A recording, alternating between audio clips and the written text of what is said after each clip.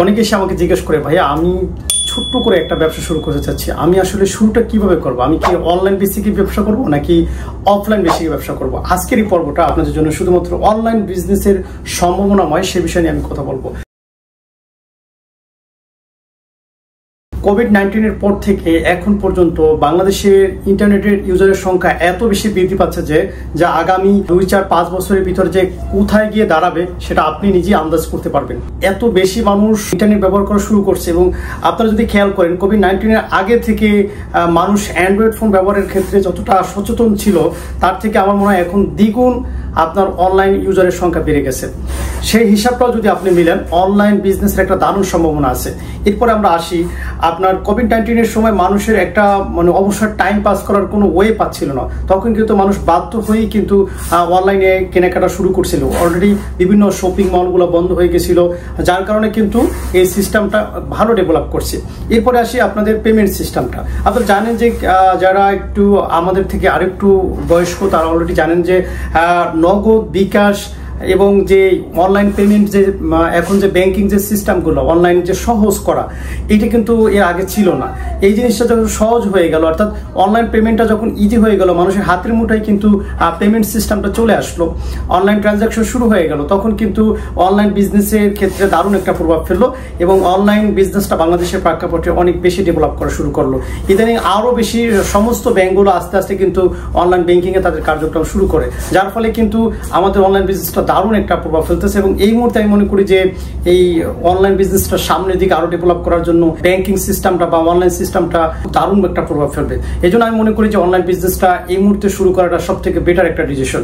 এরপরে আরো একটা বিষয় আমি আপনাদেরকে তুলে ধরতে চাই, যেটা হচ্ছে আপনারা একটা বিষয় খেয়াল করবেন যে অনলাইন বিজনেস করতে কিন্তু আপনার বিনিয়োগ কিন্তু খুবই কম লাগতেছে। দেখুন, এখন আপনি যদি একটা অফলাইনে একটা শোরুম দেন, আপনার কিন্তু শোরুম ডেকোরেশন করা লাগতেছে, শোরুমের ভাড়া চুক্তিনামা করা লাগতেছে, দেন হচ্ছে আপনার ইলেকট্রিক বিভিন্ন কাজ আছে এবং আদার্স বিদ্যুৎ বিলটি সহ মোটামুটি একটা হিউজ একটা অ্যামাউন্টের প্রয়োজন হচ্ছে। সেক্ষেত্রে কিন্তু আপনার অনলাইনে এই টোটাল যে শোরুমের ম্যানেজমেন্টটা এটা কিন্তু একদমই লাগতেছে না। আপনার হাতে থাকে স্মার্টফোন দিয়ে কিন্তু আপনি শুরুটা করে দিতে পারতেছেন এবং অল্প সংখ্যক স্যাম্পল কালেক্ট করে, অর্থাৎ যে কোনো প্রোডাক্ট, ইলেকট্রনিক্স প্রোডাক্ট হোক, ফেব্রিক্সের কোনো আইটেম হোক, আদার্স যে কোনো প্রোডাক্ট হোক, আপনি কিন্তু সামান্য কিছু প্রোডাক্ট নিয়ে ফটোশুট করে, ভিডিও করে, ব্লগ করে বিভিন্ন অ্যাঙ্গেলে কিন্তু আপনি মানুষের কাছে পৌঁছে দিতে পারতেছেন।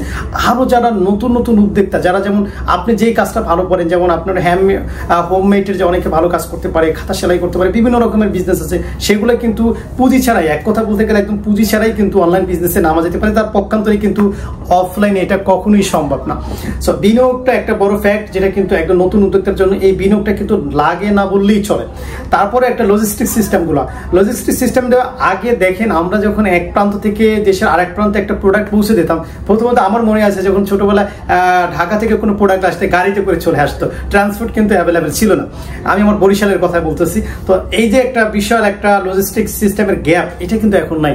এখন কিন্তু আপনার হাতের মুঠে চলে আসছে মোবাইল অ্যাপস, বিকাশ বিকাশের মতো কিন্তু আপনার পাঠাও কুরিয়ারের অ্যাপ চলে আসছে, রেডেক্সের অ্যাপ চলে আসছে, স্টেট ফার্স্টের ই কুরিয়ার সহ বিভিন্ন রকমের কুরিয়ার কিন্তু এখন বেটার সার্ভিস দিচ্ছে।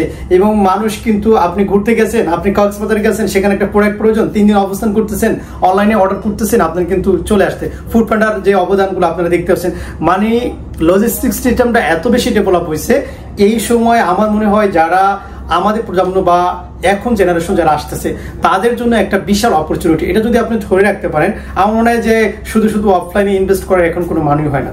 তবে অফলাইন বিজনেস যে ভালো নয় সেটা নয়, অফলাইন বিজনেসের যে বেটার দিকগুলো সেটা নিয়ে অন্য একটা ভিডিওটা আলোচনা করবো। আজকে জাস্ট আপনাদেরকে বোঝাতে চাচ্ছি, যারা আমাকে কোশ্চেন করতেছেন যে ভাইয়া আমি এই মুহূর্তে অফলাইনে দোকান নেব, আমি শোরুম ডেকোরেশন করব, নাকি আমি অনলাইনে বিজনেস শুরু করবো, ডেফিনেটলি আমি আপনাকে সাজেস্ট করবো ইজ দ্য বেস্ট সলিউশন হতে পারে আপনার অনলাইন বিজনেস। আশা করছি আজকের ভিডিওটা যারা দেখছেন, এবং আমার মতে যেহেতু আমি একজন অনলাইন ব্যবসায়ী ছোটখাটো, তো আমিও সাজেস্ট করি যে অনলাইন বিজনেস একটা মজা আছে এবং আপনি কিন্তু আপনার প্রোডাক্টের ডিসপ্লে ডিসক্রিপশন করতেছেন সেলসম্যান ছাড়া, আপনি আপনার প্রোডাক্টটা সেল করতেছেন সরাসরি ক্লায়েন্টের সাথে।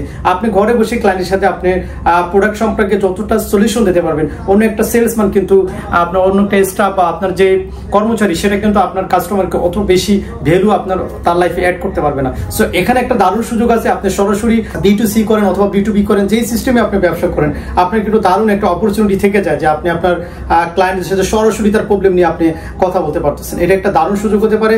সো যারা একটু সিরিয়াস বিজনেস করতে আগ্রহী, বিজনেসের বিভিন্ন বিষয় নিয়ে জানতে চান এবং আপনার যদি খোলা থাকে প্রচন্ড, এবং যারা মোটামুটি আমার ভিডিও নিয়মিত দেখেন তাদেরকে অবশ্যই সাজেস্ট করব যে কোনো বিজনেস যদি এই মুহূর্তে শুরু করতে চান, আমি অবশ্যই সাজেস্ট করব অনলাইন বিজনেস করুন আপনি। ধন্যবাদ সবাইকে, আসসালামু আলাইকুম।